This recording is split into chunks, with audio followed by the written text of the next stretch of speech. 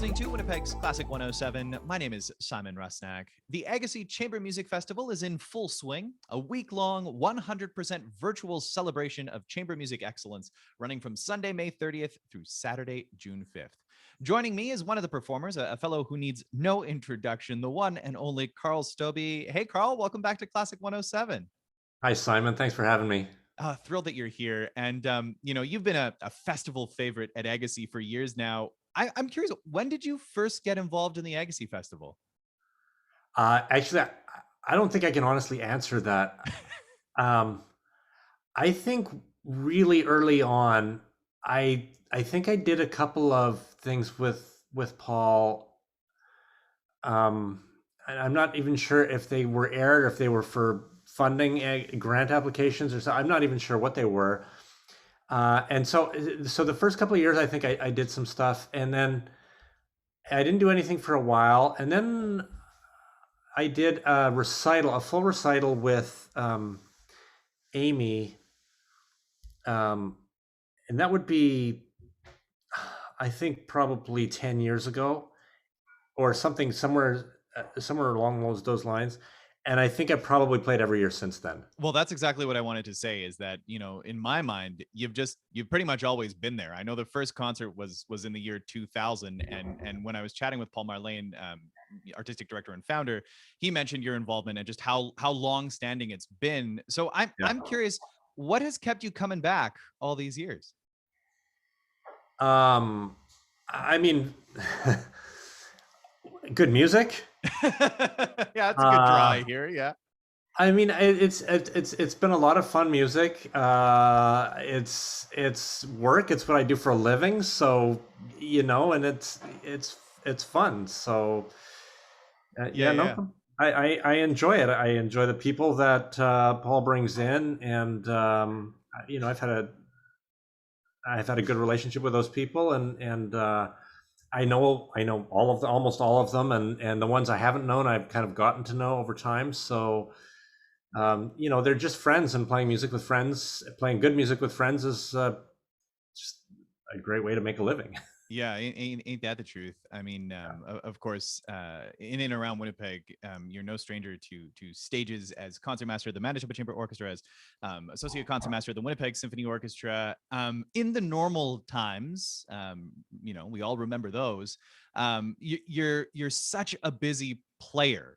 Your symphonic commitments are just. It seems like every weekend you're on a stage. Is this festival sort of like your chamber music binge for the year? Is that what it feels like? You just get to let it all out? No, it doesn't. It doesn't feel like that. First of all, I'm on stage every week, more than that actually. And it's not my chamber music binge for the year, because I play chamber music a lot. Yeah. I mean, I play with the Winnipeg Chamber Music Society, and we course. play a bunch of concerts every year, and I mean, those people, Gwen and Dan and David and Yuri, I work with them, every day. And then so we play a lot of chamber music together. The Clearwater Quartet plays, and then I do other chamber music binges, if we're calling them that, in the summer too, and in other places that are not always in Winnipeg. So yeah, the festival. It doesn't feel like that, but that said, any week of chamber music is a great week. Mm-hmm.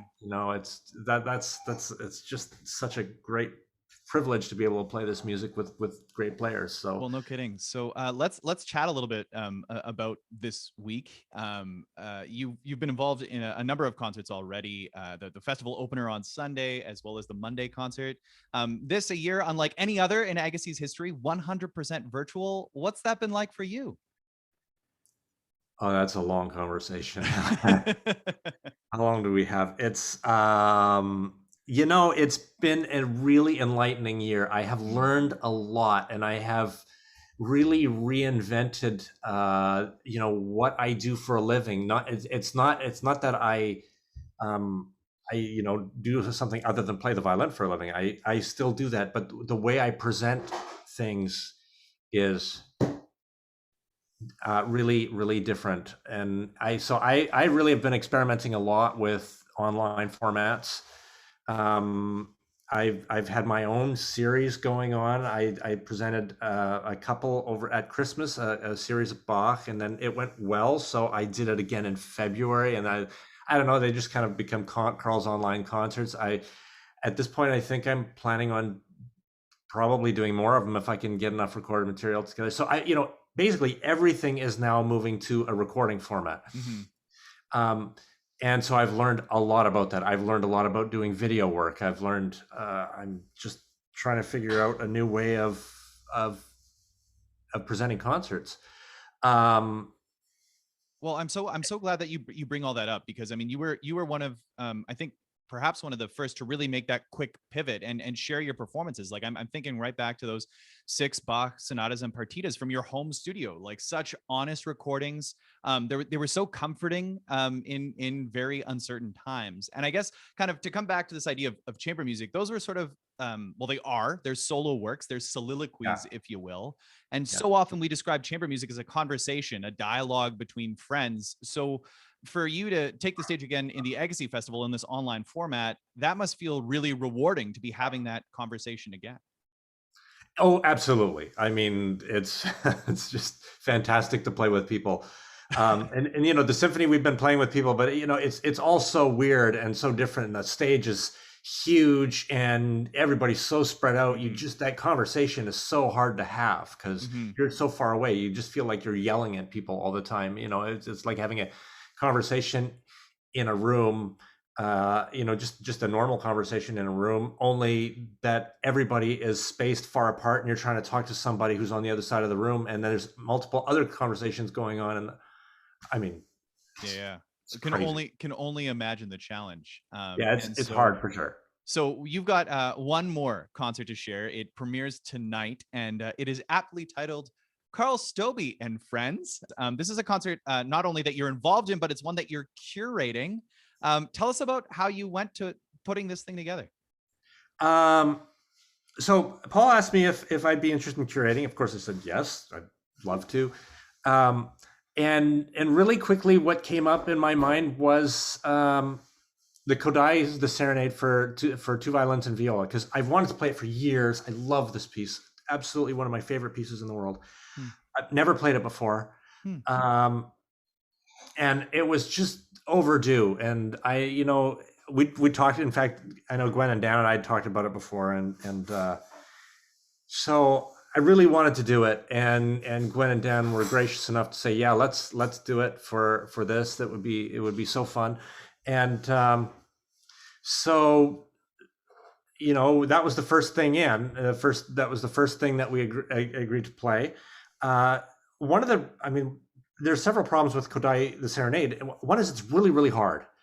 And it takes a lot of work to put it together. So, that's one of the reasons we haven't done it. The other is, what do you program it with? Because it's a really unique piece. And so, that required a lot of thought. So fairly soon after that, Gwen and I talked about playing a sonata for two violins by Rózsa.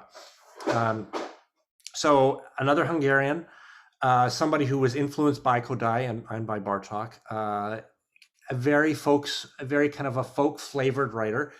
So yeah, we decided, okay, we're going to do that. And then we didn't have the music for it, and it was hard to find. We had an old score of it, but actually there was a new edition of it. So, I mean, long story short, we ended up, I've never spent so much money on a piece of music as this one. Really ridiculous. But anyway, it's a great piece of music. So it'll be worth it. It'll be worth every penny, I'm sure. Yeah. And so that was the second one. And then it was, trying to find another significant piece that kind of fits in this program. And I mean, I guess it ends up being the Brahms, the G minor piano quartet. And I guess most people would see that connection quite soon, but it took me almost a week to think of the connection. And the connection is that the last movement of this is a Hungarian dance. Yeah. And so it totally fits with the flavor of what this is. But yeah, it was just a kind of a process.